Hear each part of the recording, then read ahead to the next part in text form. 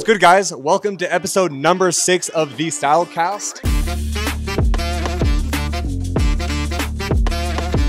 We are in Reno, Nevada with the one and only No Style Sam and the first 240 on StyleCast. But bro, shout out you. True. But yeah, this is first 240 on StyleCast and arguably one of the coolest 240s in the United States. Crazy claim. Crazy. So, what? I flew out for the weekend for my 21st birthday. So once again, I mean, shout out to you for hosting me. Yep. And absolutely. Shit. But dude, I mean, you guys, check this fucking thing out. This is the hardest, in my opinion, 240 in the United States. There's a lot to get to. There's a lot of hatches out there though, dude. I don't know. Some people might be mad at you for making that claim. But it's not you. It's not you. True. Hey, true. This is I'm fully glazing as that. So give us a brief rundown, what car it is, what year it is. Shit. Well, it's damn, can you cuss on here? Is that a thing? Yeah, I don't give a fuck. Yeah, absolutely. It's an 89 pig nose. So the first year that hatches were sold in the States. Powertrain wise, it's bone stock, single cam. K24E, very simple engine. It's shared with Nissan hardbodies. So all those old Nissan pickups you see driving around pretty much have this engine, which I think is funny. So it's not fast by any means. Let's start from the beginning. So you've had this for roughly 3-4 years? Give or take, yeah. You've obviously done a lot to it. The most, I mean, yeah, nothing. I mean, transit stock, like I said, powertrain stock. It was my daily for the first 2 or 3 years of ownership. So that's what we love, because I daily mind Miata for same thing. Hell yeah, that's I feel like that makes it even cooler when you have. Yeah, dude. Like I don't know, it was my only car, and I've kind of had it to that, or I don't know. I've always had one car up until recently, and it's a little more hectic having multiple vehicles, but it is fun. But yeah, this used to be the one and the only. Drove it all over the place. It's been in the Bay Area a few times. Stock height and like this, we drove it to the Bay. It caught air a few times. Oh, hell no, man. Built to last, so. So I guess, so when you bought it, did you buy it, was it stock? Because I don't even know that. Yeah, it was pretty much stock. This was a 4-lug car. Was it black? It was still black. It was black? Yep. It was black. It came from Texas. It had a Texas title, but I bought it in Sacramento. So I think the dude was in the military or something. I bought it from that dude for, I don't know, 3 or 4 years ago, and it was pretty much stock. It was on 4-lug, super weak spec long champs. That's crazy. A few people told me to keep them, but I don't know. They didn't look pretty, and like I didn't want to rebuild a 4-lug wheel. Give us, I guess, a quick rundown of like everything you did. Obviously, we're gonna get in detail, but what was like the first major thing you really did? I think the first thing was swapping it to 5-lug and putting it on coilovers. I had purchased the wheels that are actually on Alex's S14 back here now. They're OG CR Kais. I think they're 17.9 plus 22 or something like that, something close. But R32 GTR spec basically. And I purchased those from a dude in the Bay and was sitting on them for a while because the car was still 4-lug in stock at the time. Like I didn't do the coilovers yet. So those were sitting in the garage for a while, and then I already had those. And funnily enough, the reason I live here now is because of meeting John and Alex, the 2 brothers that live here. And my first real time hanging out at this spot was doing the coilovers and the hub swap. Yeah, super sick. So I guess, so you did coilovers and 5-lug. These cars, for those of you that don't know, most of these older Japanese cars come factory 4-lug, which isn't a big deal. But when you're trying to do like custom wheels and shit like this, you want the 5-lug. Usually that is just, there's more wheel options. It's easier to do. Yeah. And it's probably just overall, it's a better choice. Yeah. And we put the CR Kais on, and then the car was like that for a cool minute. Okay, the big thing on this car is obviously suspension, as you guys can see. He's done a tremendous amount of work to be able to get it to sit like this and drive immaculately, which unfortunately through the camera, even through the driving segment later, I don't think I'll be able to really display it like that. But he's done a tremendous amount of work, and I really salute you that you've done it correctly and have it look fucking, because like I don't even know this either. Like I met him literally just because I saw his car on Instagram, and when I did see it, I've only ever seen it like this. So this is, for everybody's point of view, I'm also learning this firsthand, so it's super cool. It's been a while too. I'd have to like look back at pictures to like be 100% certain of like the timestamps that I'm giving you, but to my general knowledge, this is pretty accurate. Yeah, so let's dive into the suspension, get that over with, because there's a ton of other styling things I want to talk about. I'm assuming you have all adjustable Yeah, arms and stuff? the whole front end is basically everything PBM. Okay, so Partial Max everything. I mean, the spindles and everything are stock, but as far as arms go and like stuff you can like bolt on, besides the spindles and whatnot, and like brakes, if you will,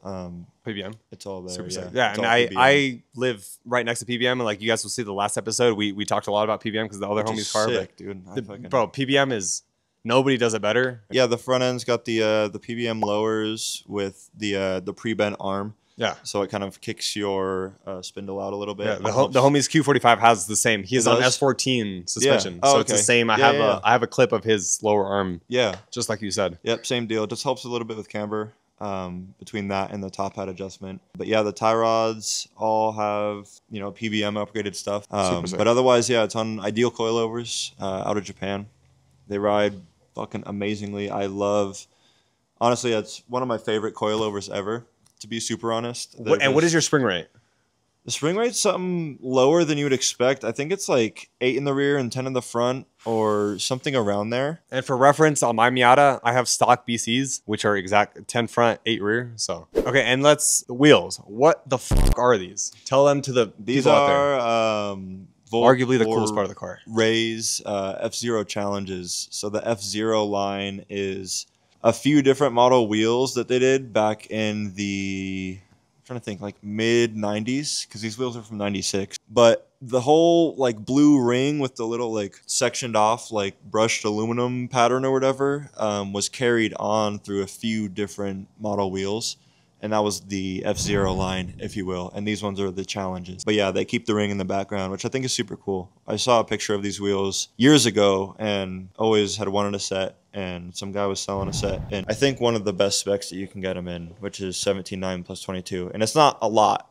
Like, it's not a crazy spec by any means, but it's hard to find these in a good spec. And the spec matters because the face is, you know, concave on these versus like a 17.8 or whatever. It'd be flat. And I personally just don't think that. And I'm sure there might be a couple people with 240s that are wondering, what are your tire specs to achieve this level of stance? I don't even know. He doesn't even know.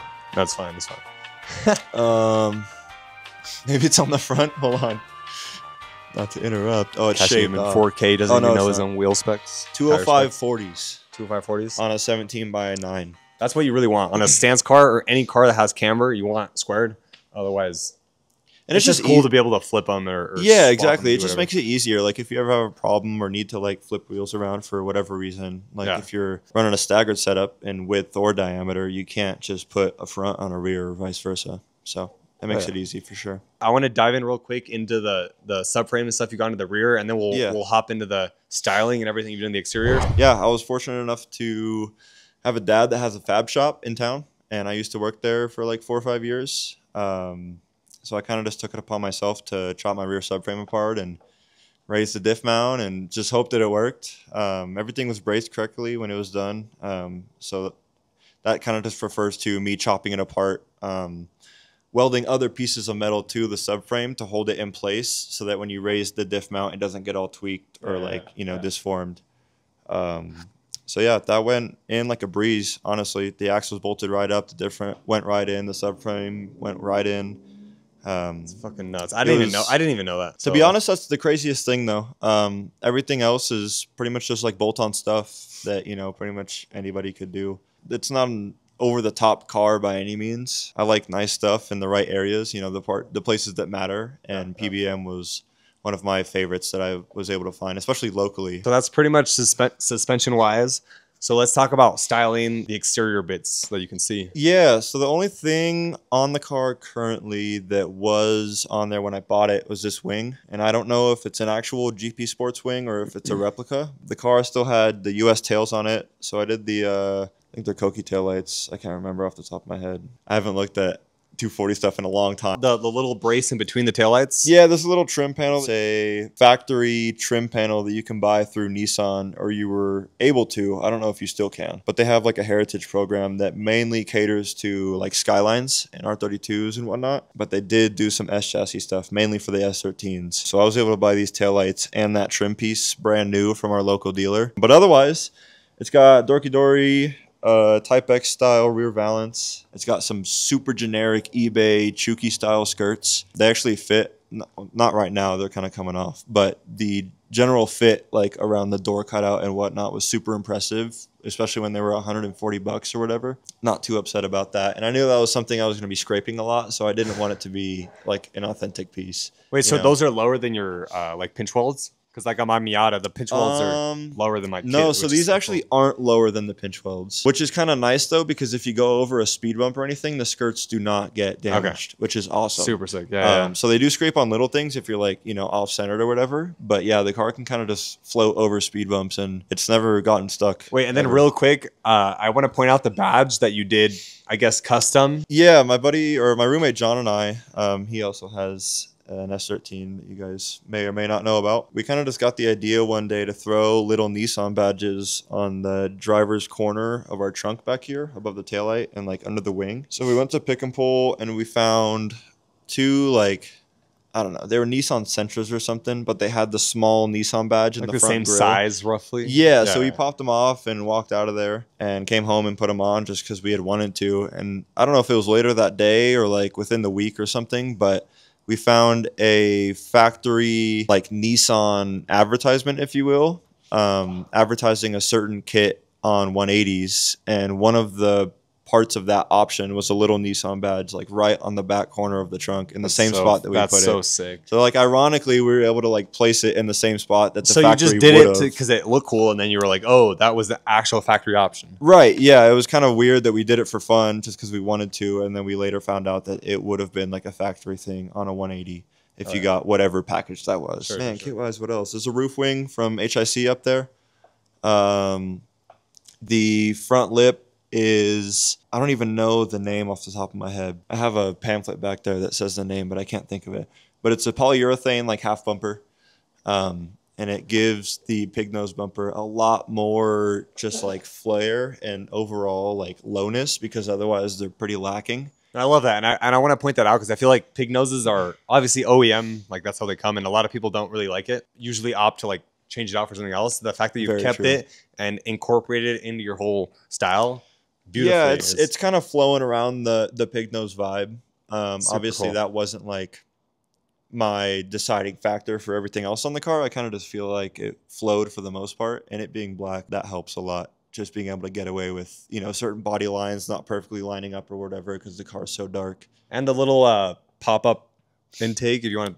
Yeah, it's got a headlight cover on it. Just some fiberglass replica of a headlight intake for these cars that, yeah, I don't even know who would have made that back in the day, honestly. I'm sure someone does. There's probably some history behind that general design, but that's just a replica from eBay. It was like 40 or 50 bucks. It just flows beautifully. Yeah, cool little details here and there that, you know, if and you know. Arguably, the coolest part on the car. The mirrors. The fucking mirrors. I didn't even know until like I showed up and we were talking about it, and he casually dropped the lore, drop it. Or the replicas of a F430 Ferrari mirror.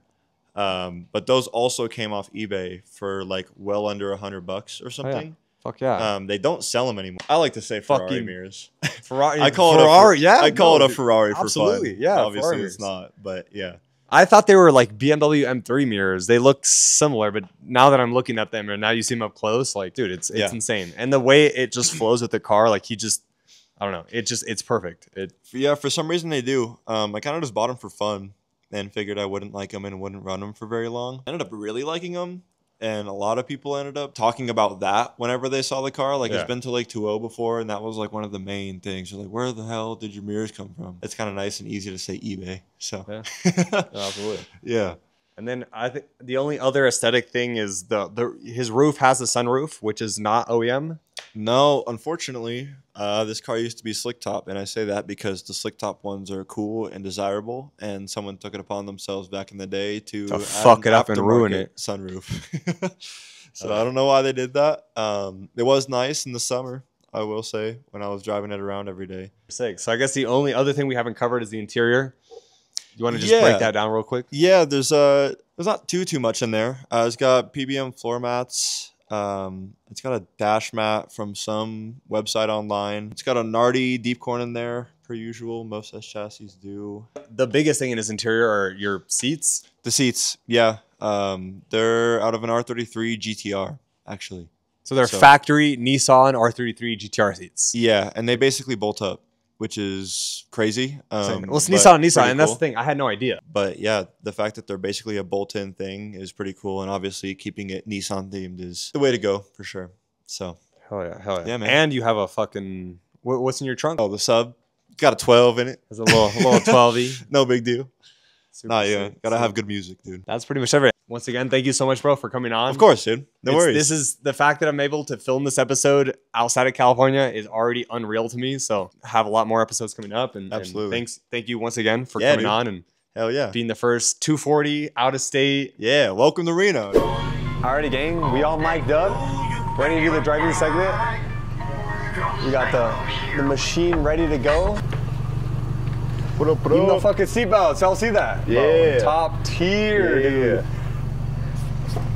Just a spacer on the floor, just 240 things. Yeah. Oh, okay, hell yeah, cool. This is the first driving segment I've ever done at night, so. Hell yeah. Not ideal, but, it's all right. It is what it is. Through the camera, like show you guys how the suspension on this car, like this car rides. Every car okay, the first driving segment of StyleCast was the homie Christian's car, which is chopped as fuck. Yeah. So everything after that was like a Cadillac. But his car is literally a penny off the floor. And it rides smooth, it doesn't bounce crazy, it doesn't scrape at all. It is the fucking definition of how you build a stance lowered car. Like he's not, I don't know, I feel like stance is such a, it depends what you mean by stance. What are your camera specs? We never talked about those too. Do you know roughly? The front is probably like, I don't know, anywhere from like 7 to 10. The rear is probably like 4 or so. Oh, okay, perfect. Yeah. It's the same as me. I'm 9 front, 4 rear. Oh, okay. Roughly. Yeah, so I'm around there. Oh yeah, hell yeah. So for that and being retardedly low, his car is, God, you'll never tell on camera, but it rides unbelievably smooth. You guys see the F40 mirrors, bro. So F430. F430 mirrors. F430. I'm not gonna lie. I don't really care for pop-ups. I appreciate them and I understand the hype. Yeah. But personally, I don't care. But POV, I love how you can just see them poking out. Yeah. I think that is so sick. It's a vibe, dude. It's a vibe, yeah. For sure. God, yeah. This is unbelievably cool. So this is what it's like to drive a, what is this?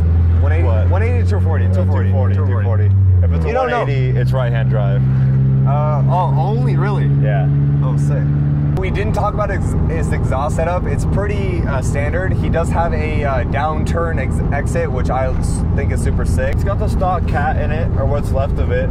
The bottom's been beaten up a little bit, but I'm pretty sure it's all still there. It's a stocker size all the way under the car. And it came like that, but I kept it that way so that I don't run into any real exhaust like banging issues. And obviously I don't need a bigger diameter because I'm not, it's not turboed or anything.